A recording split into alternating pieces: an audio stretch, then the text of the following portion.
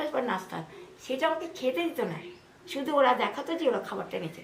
সেই জিনিসটা কি হতো, রাত হয়ে যেত, বিকেল হয়ে যেত, খেতে পেতাম না, পরোটা আনলে শুকিয়ে যেত, কড়া হয়ে যেত, আর তো খাওয়া যায় না, ফেলতে হতো। দেখা গেলো হয়তো ঘুগনি ভালো নিয়ে আসতো, সেই ঘুগনিটা খেয়ে ফেললো, সেই পরোটাও খেয়ে ফেললো, খেয়ে ফেলে। মানে হ্যাঁ, রানু মণ্ডলের বাড়িতে যখন ফেমাস হয়ে এসেছিল, রানু মণ্ডল বলছে, এই তো মাত্র 5-6 বছরের কথাই তো হ্যাঁ, বলছি। এত ইউটিউবার আসতো, ওনার খাওয়া নাওয়া বন্ধ হয়ে গেছিল। তাছাড়া কি খাওয়া খেতে দিত না। তারপরে তোমার গিয়ে যদি ধরো কেউ কোনো ব্যক্তি ভালো ঘুগনি ভালো পরোটা আনলো, সেটাও খেয়ে নিত, নিয়ে জঘন্য সোডা মেশানোর পরোটা বানিয়ে দিত, আর তা খেতেই পারতাম না, ফেলতে হতো।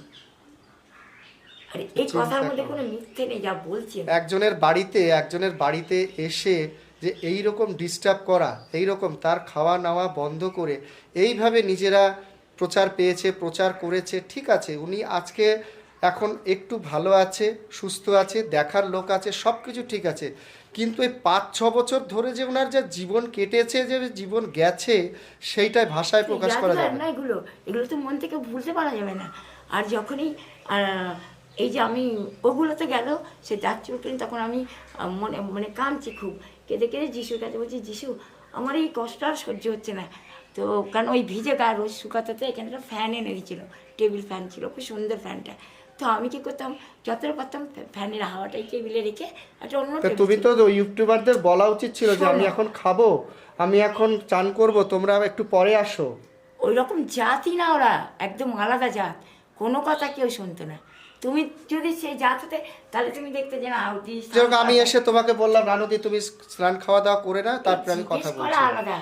আর তুমি যদি বলতে, হ্যাঁ রানুদি তুমি স্নান করো, আমি এখন বাইরে দাঁড়িয়ে আছি, বা তোমার স্নানটা হয়ে গেলে আমি আসবো, তাহলেও বলে।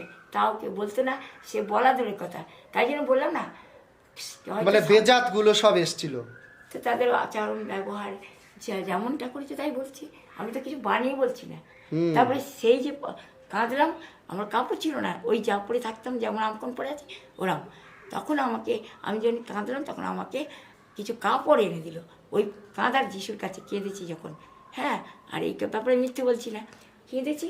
তারপরে দেখি কিছুদিন পরে আমাকে, মানে 1 মাস কি 2 মাস কি 3 মাস পরে আমাকে কাপড় এনে দিল, তখন আমার কাছে কাপড় আসলো। তারপরে আমি তার থেকে একটা নাইটি পরতে, কি কেরমভাবে আসলো, যখন পুজো শেষ হয়ে গেছিলো, তোমার দুর্গা পুজো, কালী পুজো ওই সময় কিনেছিল, শেষ হয়ে গেছিলো পুজো পার্বণ, তারপরে সেই বড়দিন শেষ হয়ে গেছিলো, ক্রিসমাস শেষ হয়ে গেছিলো, নিউ ইয়ার, তারপরে সে কাপড়গুলো দিয়েছে। তাহলে বলো যে কার মধ্যে মনুষ্যত্ব ছিল, এইসব ক্রিসমাস মানায় কী করে, হৃদয় থেকে মানিয়েছো কখনো যে আমার হাতে দিয়েছে, তুমি এটা পড়েছো, তাতে চান করো, আমাদের সঙ্গে খাওয়া দাওয়া করবে কি, আমরা একসঙ্গে খাওয়া দাওয়া করবো, তবুও মনে থাকতো যে হ্যাঁ, তাও তো না। তো রানুদি তুমি এখন খেয়ে নাও, আমি একটু বাইরে দাঁড়াচ্ছি, না দরকার নেই, তোমার এই কথা বলো মানে কি ঠেস মারার কথা? না না, ঠেস মারার কথা না। তুমি যদি এসে আমাকে এতক্ষণ বলতে, এ দিদি রানু বা দিদি তুমি স্নান করো, আমি বসে তাও জানতাম, তুমি তো বললে তো কথাটা পারবে না ব্যবহার করতে, সেটাই তো কথা। যতদিন মানুষের মনুষ্যত্ব জাগবে প্রত্যেকটা মানুষের, ততদিন আমার মনে হয় না যেসব বেকার মনে হয় আমার। আজকে তুমি নিজেদের সম্মান দেখাচ্ছ ভালো, তারপরে দেখা যাচ্ছে গাছারে পড়ে আছে, না তো নিচে পড়ে গড়াগড়ি খাচ্ছে, কি লাভ ওরকম? রানুদি তুমি এত সুন্দর, এত ভালো কথা কিভাবে শিখলে, কোথা থেকে শিখলে, কে শেখালো? যে সমস্ত পরিস্থিতি, যে ধরনের পরিস্থিতি, মানে খুব কঠিন পরিস্থিতি তোমার, মানে মাথা দিয়ে প্রচুর কঠিন পরিস্থিতি গেছে, অনেক অনেক। আমার সঙ্গে ওই যে যেমন ওই কথাটা যদি বলি, প্রত্যেকে সে ব্যাপার নিয়ে রেগে যায়, কিন্তু যা বাস্তব তাই তো বলি, মিথ্যা তো কিছু বলি না, একদম না। তাহলে সেসব কথা নিয়ে রাগার কি আছে? রাগার ব্যাপার না, কিছু কিছু মানুষ আছে তোমার সাথে একটু মস্করা করে, ইয়ার্কি মারে না, অনেকে আছে ভাবে যে আমি অনেক কিছু বেশি কথা বলছি, কিন্তু আদেও না, ওদের স্বভাবের জন্য। তোমাকে যে সবাই যে বলে অহংকারী রানী মণ্ডল, এত বছর ধরে আসছি, তোমার তো কোনো অহংকারই দেখিনি। আমি যে মানুষের সব কত মানে নর্মালি এবং ভদ্রভাবে ব্যবহার ব্যবহার করতে চায়, বাট যারা না অমানুষ, ওরা তো বোঝে না, ওরা ওদের মতো ভাবে ব্যবহার করতে চায়, যা আমার পক্ষে অসম্ভব হয়ে যায়। সেটাই তুমি দেখো 2000 মানে এই 5-6 বছরের কথাই বলছি মোস্টলি। হ্যাঁ, তো যখন নাকি দিদি অনেক বাড়ির মধ্যে সবসময় ইউটিউবারদের ভিড় থাকতো। আমাকে কী করতে হতো, সমস্ত আমার মানে নাইটি ধুতে হতো, ওই কল থেকে জল টেনে এনে এই বড় বালতিতে আমি ব্যবহার করতাম না, কারণ আমার টানার ক্ষমতা ছিল না। এই ছোটো বড় বালতির মধ্যে জল ঢালতাম, ছোটো বালতি করে জল এনে বড় বালতি যদি দরকার হতো ভরতাম, তো ভরে তাতে করে কি কাপড়গুলো ধুয়ে দিয়ে সমস্ত নাইটি, এখন এখানে দেখো ফাঁকা, কোনো নাইটি না। হ্যাঁ, তো ওই যে ধুতাম, তার জন্য আমার কী হয়েছিল যেন, আমার পুরো গায়ে আমার এই দাঁত হয়েছিল, চুলকানি হয়েছিল পুরো শরীরে। আর এগুলো তো সবাইকে দেখানো সম্ভব ছিল না, কোনো কোনো মহিলা আসলে তাদের দেখাতাম যে আমার দেখো কী কন্ডিশন। অবশ্যই দেখেছে।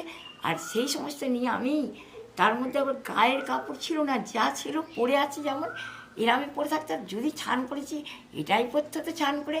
আর কি হতো, মানে রোজকার যে আমি ধুতাম, তারপরে যে আমার স্নান করা দরকার তাও স্নানও করতে দিত না। মানে যদি দেখতো হাতেও অল্প সময় রয়েছে যে স্নান করতে পারবে, স্নান করতে দিত না।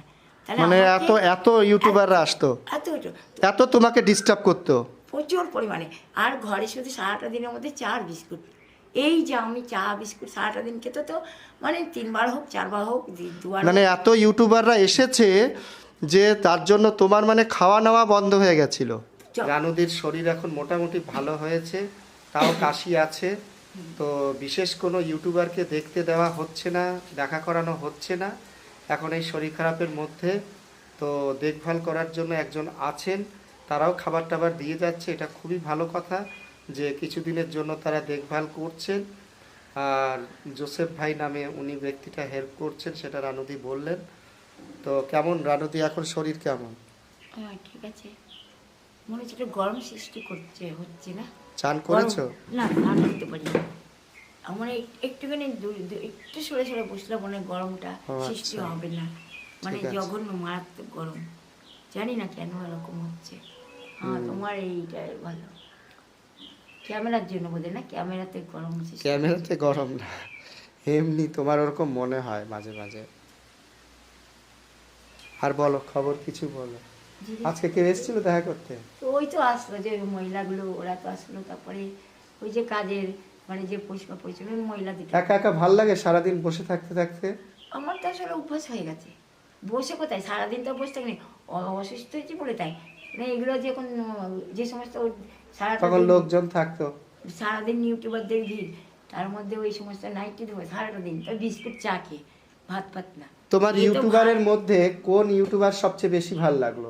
আমি জানি না, কারোকেই ভালো বলা যাবে না, কারণ প্রত্যেকের নিজস্ব কোনো না কোনো রূপ থাকে, সেটা একেবারেই ভালো বলা সহজ ব্যাপার। কাউকেই বিশ্বাস করতে পারছো না এখন? তা বলতে পারো, বলা যায়, কারণ মানুষ এত এত পাল্টাতে এত ঠকেছো মানুষের কাছ থেকে। একদম তাই, ঠিক কথা বলেছো। যার জন্য বিশ্বাস করা মুশকিল, অনেক কঠিন হয়ে যায়। তবে তবে কথা হচ্ছে যে আর মানুষের পাল্টাতেও দেরি হয় না, সেটাই। আর হয়তো এখন কিছু সামটাইম বলো বা কিছুক্ষণের জন্য ভালো, তারপরে দেখা যায় সেই সেরাম নেই, মানে উল্টো, তখন চেনাই মুশকিল হয়ে যায়, চেনা যায় না তাকে, তখন চেনাই যায়। আবার যাকে বেশি বিশ্বাস করে দেবে তার কাছ থেকেই আঘাত পেতে হয়। তুই চুইনগাম খাও? চুইনগাম না, চুইনগাম খাই না চুইনগাম। তোমার মুখে গন্ধ বলছো, তাই আমি চুইনগাম খাই। ডাক্তার নিয়েছি, সকালে মুখে গন্ধ কি করে হবে? তোমার মুখে কাল গন্ধ ছিল তাই বলে। হ্যাঁ, এখন তো তুমি আমার মুখে গন্ধ ছিল, কিন্তু তোমার মাঝে কি খাচ্ছ যে চুইনগাম খাচ্ছি, তাহলে তোমায় গন্ধ না পাও। আচ্ছা, কিন্তু গন্ধটা চুইনগামটা হচ্ছে আতা ফলের মতন টেস্ট। আতা ফল, তাই এখন গন্ধ বেরোচ্ছে। আতা ফল বলছো তুমি, কিন্তু আমার তো অন্য জ্যাক ফ্রুটের মতো মনে হচ্ছে। এটা সীতাফল না কি বলে? জ্যাক ফ্রুট যেমন কাঁঠাল বলে, এখন তো কাঁঠাল পাওয়া খুবই মানে পাওয়া যায় বলেই জানি না আমি যে এই সময় কাঁঠাল পাওয়া যায়। কেন কাঁঠাল কখন পাওয়া যায়? শীতের সময় পাওয়া যায়? আতা ফল নেই এখন, শীতকালে পাওয়া যায়। নেই, গন্ধ নেই, গামছা দিয়ে ঢেকো না, এখন ভালো গন্ধ পাবে। নেই, গন্ধটা নেই, নেই গন্ধ, সামান্য ছিল, সামান্য গন্ধটা নেই।